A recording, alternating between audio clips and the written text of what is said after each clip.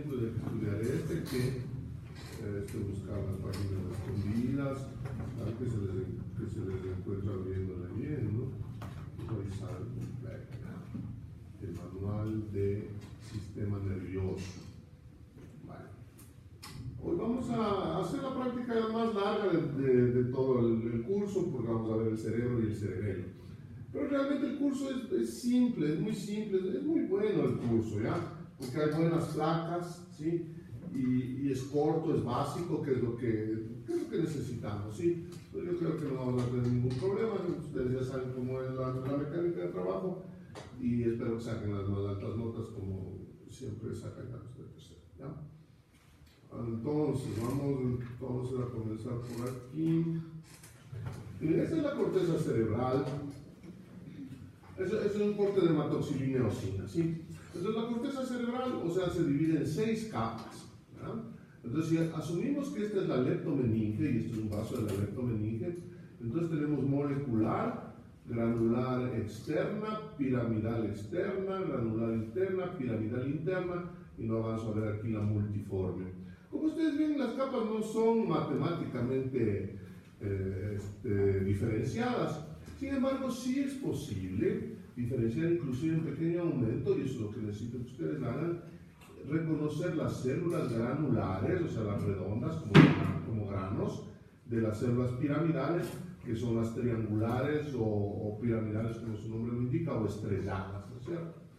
Con la coloración de hematoxilina-eosina se puede ver el soma de la célula. ¿Qué es el soma?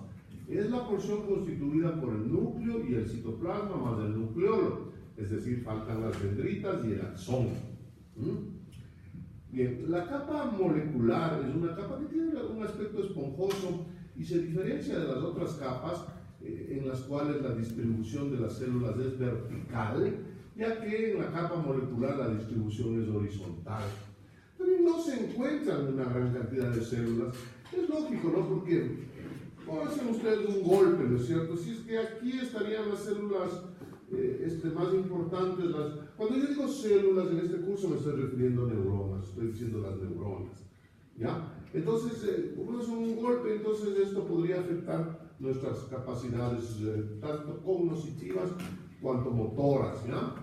Entonces, en la capa molecular se encuentran las células de distribución horizontal, como ya les dije.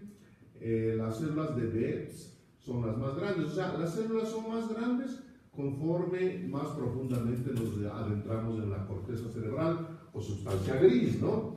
Y como les dije, es fácil ver, esta es una piramidal interna y estas son piramidales externas, son más chiquitas. Igual las granulares, bueno, en las granulares no se nota tanto la diferencia, pero igual se asume por concepto que las granulares externas son más pequeñas que las granulares internas. Como les digo, no es matemático. Hoy, por ejemplo, vamos a ver una placa que es de un giro muy importante y un giro muy especial, que es el giro del hipocampo. Entonces, en el giro del hipocampo definitivamente no vamos a observar la distribución en las 6 capas, sino una distribución muy diferente y muy especial. Así como especiales son las funciones. Las células más grandes de la corteza cerebral son las piramidales internas o células de Betz. En la capa multiforme, que sería la que está en la vecindad con la sustancia blanca, encontramos las células de Martinot. Entonces, vean, aquí tenemos estos cuadros en los que vuelvo a explicar la molecular y su distribución horizontal, y las capas granulares y piramidales, ¿no es cierto?, siempre más grandes, y la capa multiforme con las células de Martinotti. Algunas personas llaman a este intervalo Weilanger externa y la Weilanger interna, corresponderían a las piramidales externa e interna.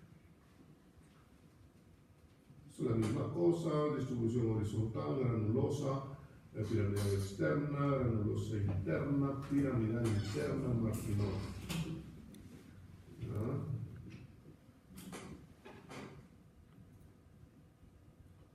Aquí, bueno, tratando de abarcar con corchetes las 6 capas, repito, molecular, granular externa, piramidal externa, granular interna, piramidal interna, multiforme, sustancia blanca. Esta parte es bien importante, ¿no es cierto?, ubicar la transición córtico-blanca. A veces no equivocarnos porque tenemos la tendencia a decir, cuando yo digo corteza, entonces dicen médula, y se equivocan ahí porque no hay, ¿no es cierto?, sino sustancia blanca.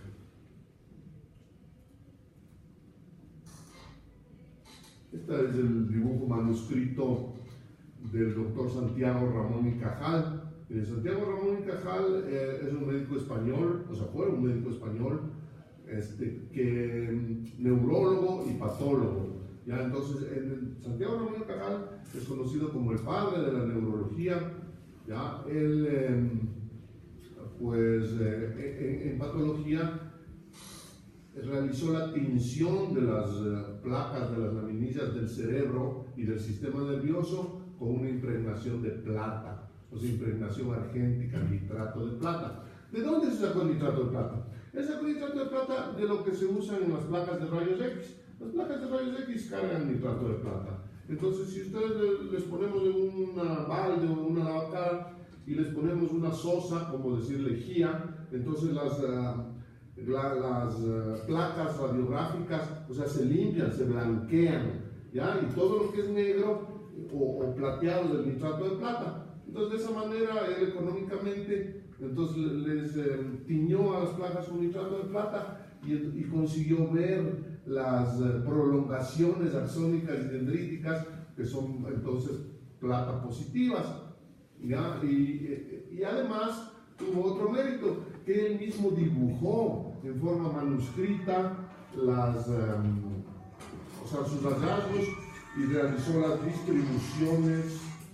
¿Aló? Sí.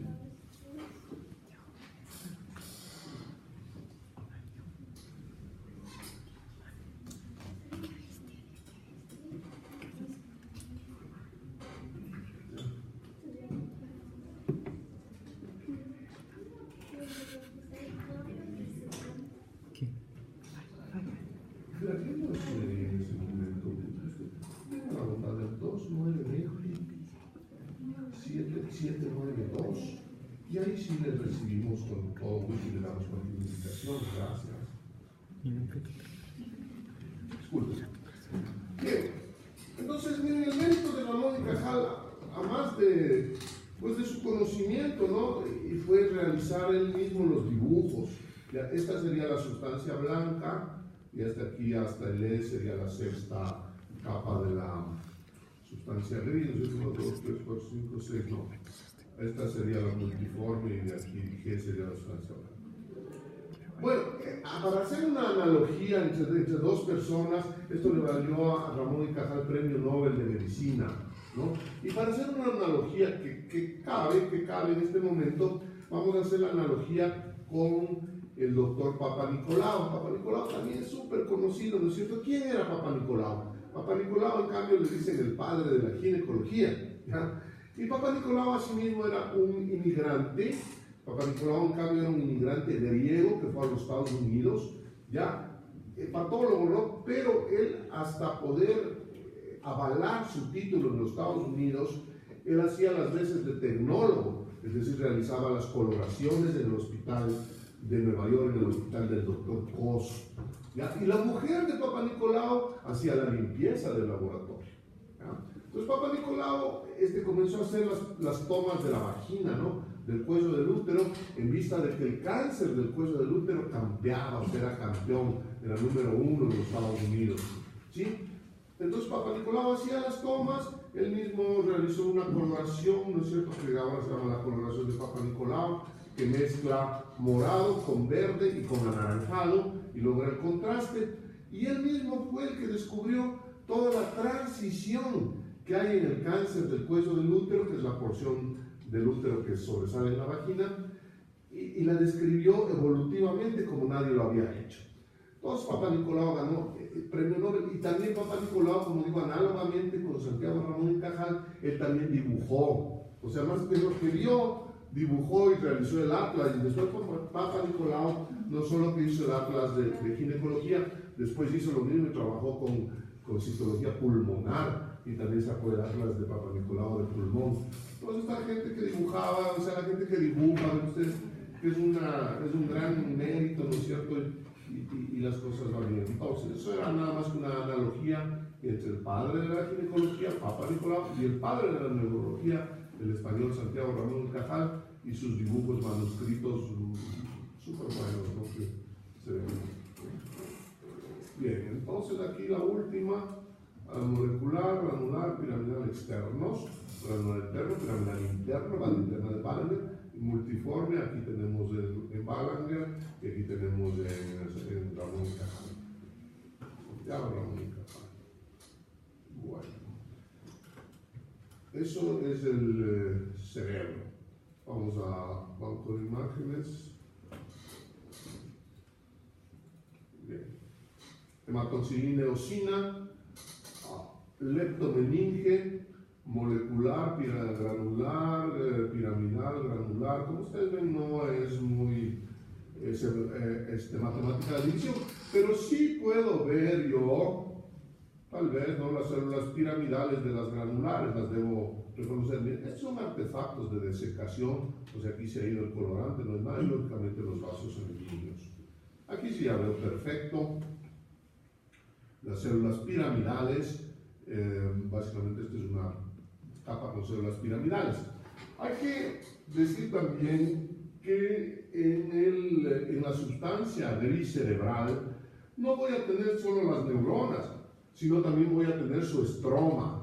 El estroma de las neuronas, o sea, el tejido con el que se realizan sus intercambios metabólicos y bioquímicos, no es igual que en las otras partes del cuerpo, donde simplemente tenemos vasos y tejido conectivo y se realizan los intercambios entre la célula que sea parenquimatosa y la célula que sea estromal. Aquí tenemos células especiales, por ejemplo estas, miren, más opaquitas, que son los astrocitos. O sea, el astrocito, y esta es la neurona, ¿no es cierto? Entonces el astrocito emite pedicelos o podocitos, ¿ya? Y se pone en contacto directo con la neurona, eso es algo espectacular, y realiza el intercambio de información.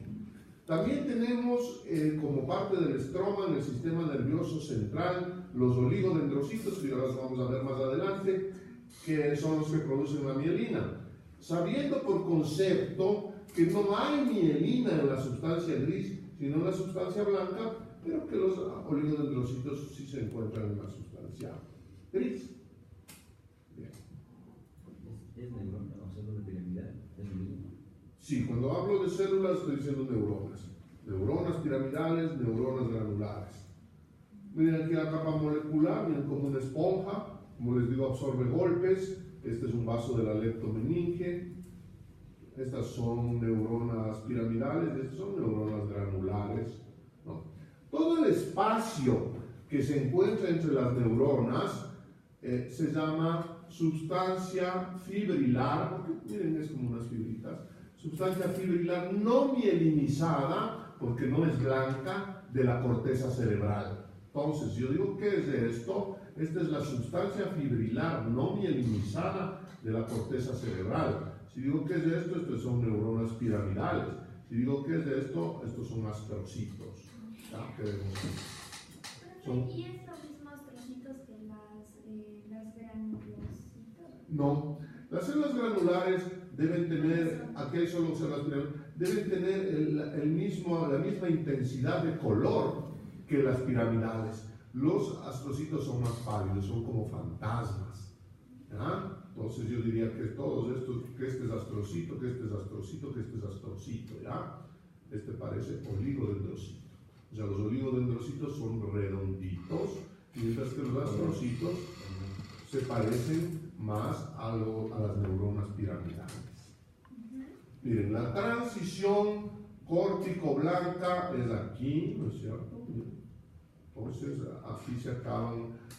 aquí se acaban las neuronas, ¿no? Con una capa de transición que es la multiforme, que estaría por aquí, y aquí comienza la sustancia blanca. Esto es un artefacto. En la sustancia blanca hay exclusivamente axones, o sea, es el cableado, las conexiones. O podríamos decir de otra manera que la sustancia gris con hematoxilineosina se ve celeste y la sustancia blanca se ve roja, por ejemplo. ¿No es cierto? Fácil de diferenciar, porque es muy importante diferenciar la transición. Ahora me voy a referir a los vasos sanguíneos. Este es un corte transversal de un vaso sanguíneo, este es un corte diagonal de un vaso sanguíneo. Casi que es un corte longitudinal de un vaso sanguíneo. Longitudinal si saliera así, ¿no? Diagonal, transversal. Vean ustedes que todos los vasos en el sistema nervioso central tienen un halo claro, miren, sea de la manera que estén cortados. Este es el espacio de Virchow-Robin, ¿ya? Entonces, es un espacio artefactual que se observa solo en el cerebro, ¿no? Y en el cerebelo, ¿no? Entonces, ¿para qué nos sirve el espacio Virchow-Robin? ¿Por qué yo hago mención del espacio Virchow-Robin? Porque el espacio Virchow-Robin también perivascular, ¿no? También se observa en otros métodos de imagen macro, como son en la tomografía y en la resonancia magnético-nuclear. Entonces, también en esos exámenes describen los espacios de Virchow-Robin. ¿En qué sentido?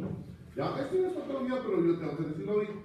Cuando hay golpe, cuando hay traumatismo o cuando hay daño metabólico, se produce el edema cerebral, ¿no es cierto? Es el chichón que está en el cuero cabelludo, pero dentro del cerebro es el edema. Y los espacios de Virchow-Robin en el edema, en el golpe, en el traumatismo, aumentan su diámetro. O sea que en el edema cerebral, el cerebro o el cerebelo adopta el aspecto de un queso gruyère. Entonces, clarito, ¿no? Para eso sirve el espacio de Virchow-Robin y siempre se lo describe. Entonces, ¿qué tengo aquí? Tengo en la corteza, tengo neuronas, ¿no es cierto? Que son las que adoptan la tonalidad más intensa. Las que son como fantasmas son astrocitos. Tengo también oligodendrocitos, ya vamos a ver bien los oligodendrocitos. Tengo vasos sanguíneos y sus espacios de Virchow-Robin. En una sustancia blanca tengo evidentemente axones y mielina, gran cantidad de mielina, que es la que le da el color blanco, ¿no? Bien. El Virchow-Robin, como me parece que es alemán, entonces si ustedes van a otras tierras, a otras latitudes, se le conoce como espacio de Virchow-Robin. Porque ya les he dicho, a veces uno dice en el inglés ecuatoriano, en el inglés latino y le quedan viendo ya sobre el hombro y dicen, no doctor, no Virchow-Robin, Robin, no, eso es en francés, no, por si acaso, ¿no? Para nosotros está bien Virchow-Robin. Bien, esta es la leptomeninge y estos son los vasos. Ustedes saben lo escandaloso que es toda la cabeza, ¿no es cierto? Los que ya hayan pasado por emergencia han de haber visto el que llega roto la cabeza. Llega literalmente bañado en sangre. Y me decía, bañado en sangre, y uno ya le limpia y ve que la boca a veces no es tan grande. Es donde primero se les deja toser a los externos, porque en la cabeza no se va a ver la marca, ¿no? Pues que ahora está de moda raparse la cabeza, ¿no? Pues igual hay que tener cuidado, ¿no? Pero en general en el cuero cabelludo se puede practicar. Ya no pasa nada. Entonces es escandaloso. No se diga cuando la hemorragia ya es intracraneal, o sea, cuando hay fractura del cráneo, pues lo que vemos del cuero cabelludo, multiplícale por 10 y entonces vean que la sangre sale por litros. Pues la gente que se golpea en las motos, por ejemplo, o las bicicletas, o sea, bien dado, ¿no? Justo en la cabeza o en el rostro, pues la sangre por litros sale ese rato y, o sea, corre literalmente por el pavimento, ¿no? Entonces el cerebro es un órgano gelatinoso muy vascularizado, las meninges son muy vascularizadas y el cuero cabelludo también. Este es un vaso de la arteria cerebral, este es una arteriola, ¿no? Entonces, y este es su respectivo espacio de Virchow-Robin. Estoy aquí en la capa molecular. Tiene aquí corte longitudinal de un vaso sanguíneo, espacio Virchow-Robin. O sea, puedo valorar el espacio Virchow-Robin en cualquier incidencia de corte que observe el vaso. Los rojos, lógicamente, son los eritrocitos. Mira aquí entonces, sustancia fibrilar no mielinizada de la corteza cerebral, uno que otro astrocito. Los astrocitos no se ven muy claros, a veces no se los puede diferenciar. Pero yo sí puedo diferenciar las neuronas. El soma de la neurona consiste en el citoplasma, en el núcleo y en el prominente nucleolo. Y si somos acuciosos, vemos que el nucleolo es rojo. Ya no es porque es artefacto, ni porque está contaminado con sangre. Es un nucleolo de tipo eosinófilo, de tipo de inclusión. Miren, este es un oligodendrocito redondito típico. Entonces, la sustancia fibrilar no mielinizada de la corteza cerebral a veces forma como pelitos, como ya he dicho es fibrilar, y se conoce también como neuropilo. Pues esto es el neuropilo. Miren, célula de Betz, bonita, el soma, este es el núcleo, miren el prominente nucleolo eosinófilo, vasos sanguíneos, neuropilo. Vasos de la leptomeninge, gruesos, ¿no? Arterias. Esto es una concreción que nos salió, nos dio el doctor Falconi un cerebro, ¿no? Para que le cortemos y le hagamos placas. Y aparecen estos. Esto es, por ejemplo, síntoma de la vejez, porque esto es una calcificación que se encuentra en la meninge. Se llaman también calcosferitas o cuerpos psamoma, con PS, cuerpos psamoma. Son importantes porque algunos tumores de la meninge, como los meningiomas, que son tumores comunes porque son benignos, hay el tipo de meningioma psammomatoso, pues está constituido por la proliferación de miles de estas calcosferitas que forman un tejido, forman un tumor. ¿Qué hace el meningioma? El meningioma está externamente del cerebro, pero crece y comprime entre el cráneo y comprime al cerebro. Entonces, ¿cómo debuta la persona con meningioma? Generalmente con desmayo, con convulsiones, ¿no es cierto? Yo tuve un caso de un amigo. Ya estábamos haciendo fila en el Coliseo Rumiñahui para entrar a un festival, cuando el tipo se desplomó y convulsionó, ¿no? Entonces una cosa súper grave, tuve que ir en ambulancia, no entramos a nada.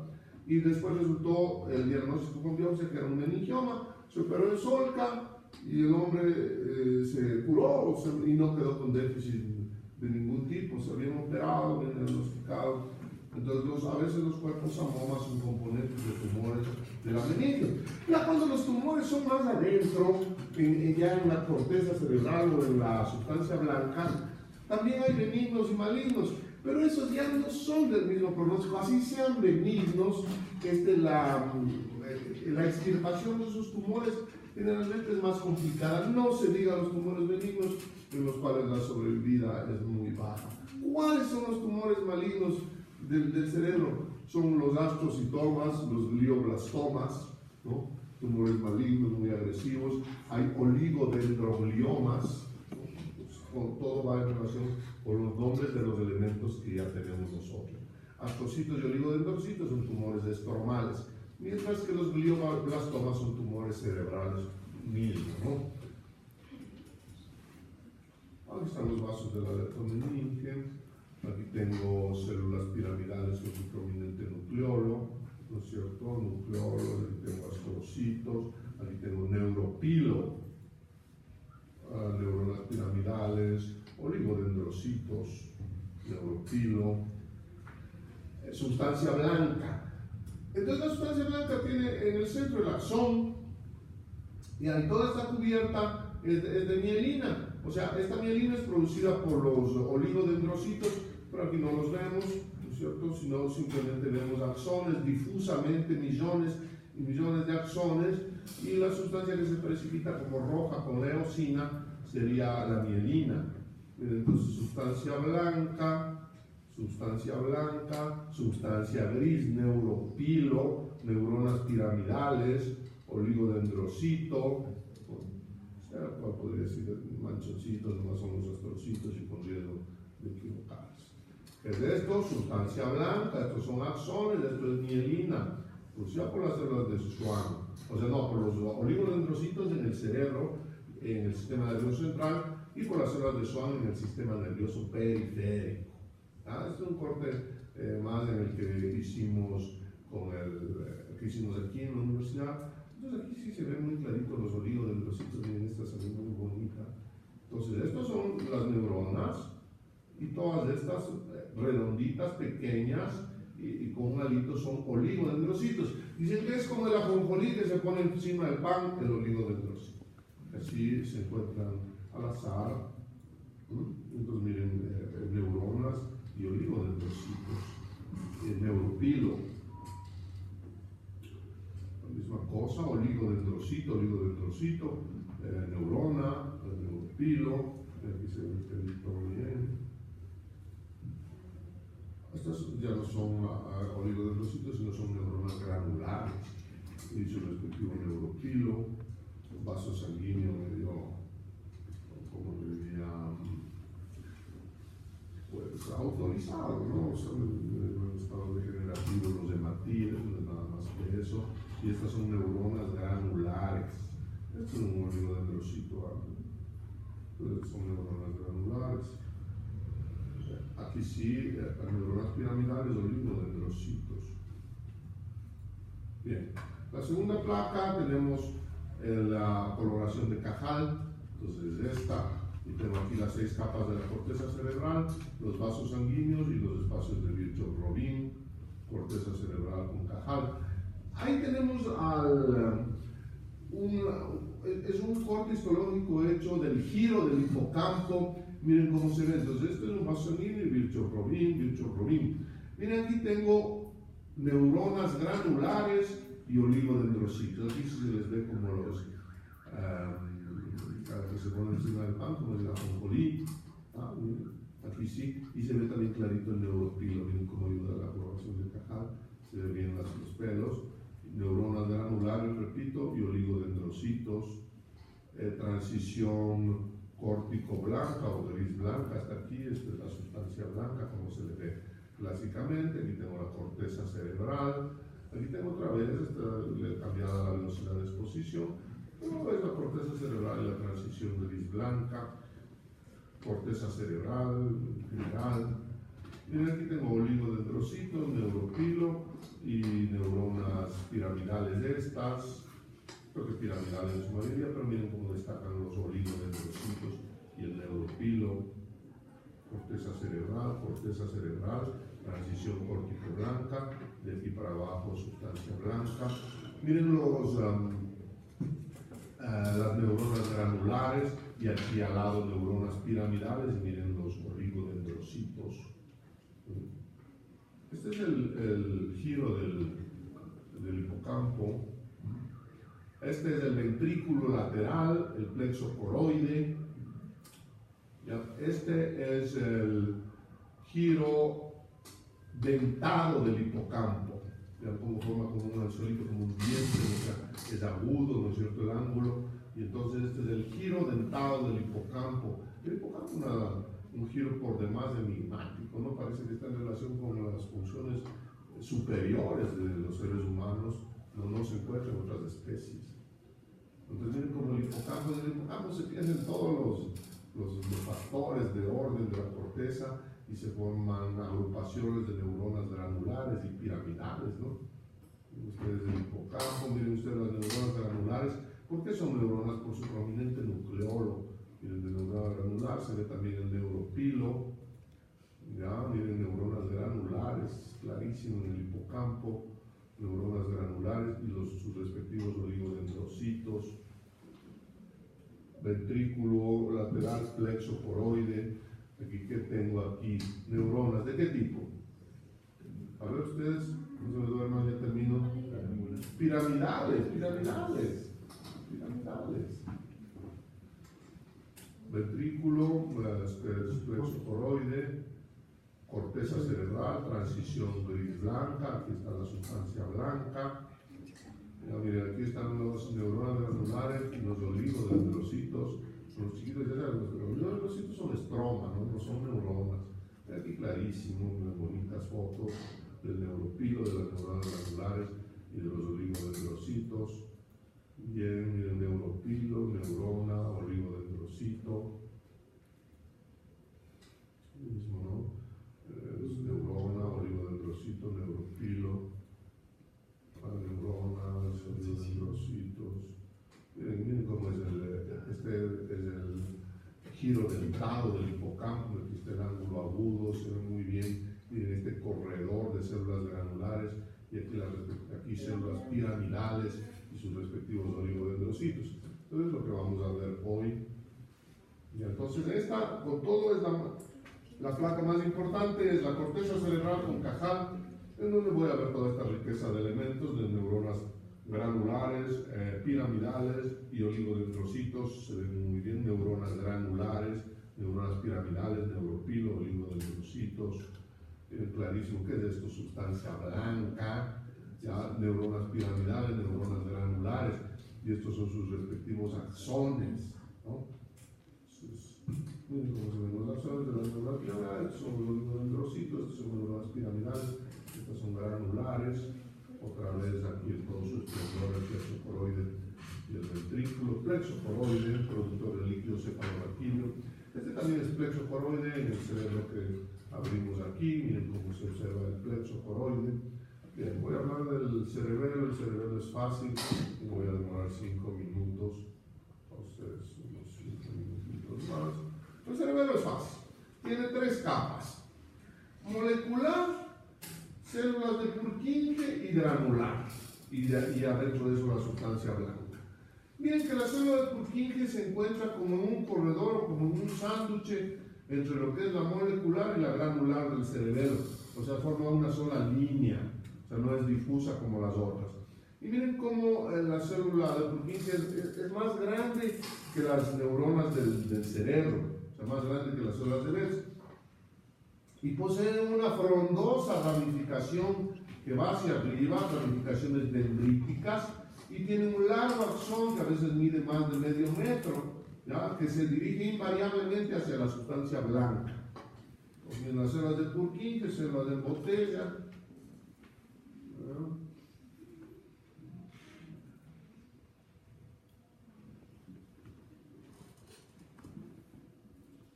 Ya, entonces cerebro, artefacto. Molecular, Purkinje, granular, pilas. Molecular, Purkinje, granular, hematoxilina y eosina. Molecular, Purkinje, granular. Viro la cámara. Molecular, Purkinje, granular, vaso. Molecular, Purkinje, granular. Son las de botella, se les llama también el árbol de la vida. Pilas de aquí. Molecular, Purkinje, granular, sustancia blanca. Granular, Purkinje, molecular. Molecular, Purkinje, granular, sustancia blanca, granular, Purkinje, molecular. Trabalenguas. Molecular, Purkinje, granular, sustancia blanca, granular, Purkinje, molecular. Cerebelo. Aquí se me ha cortado la foto, pero tengo la granular y la Purkinje. También se me ha dañado. Estas son del cerebro que cortamos aquí, y por tanto esta es lógicamente la granular. Entonces esta es la molecular y esta es una célula de Purkinje. Ya aquí tengo del cerebro de aquí, bueno, esta no tengo mayor cosa que decir. Esta es la meninge, aquí tengo la corteza cerebral. Miren aquí sí las células de Purkinje, ¿no? Y la granular y la molecular. Molecular, Purkinje, granular, sustancia blanca. Mira esta última pintura surrealista de la coloración de Cajal. Meninge, molecular, Purkinje, granular, sustancia blanca. Meninge, molecular, Purkinje, granular, sustancia blanca. Granular, Purkinje, molecular, meninge. Granular, Purkinje, molecular, neuropilo. Molecular, Purkinje, granular, sustancia blanca, granular, Purkinje, molecular, meninge. Listo, placas.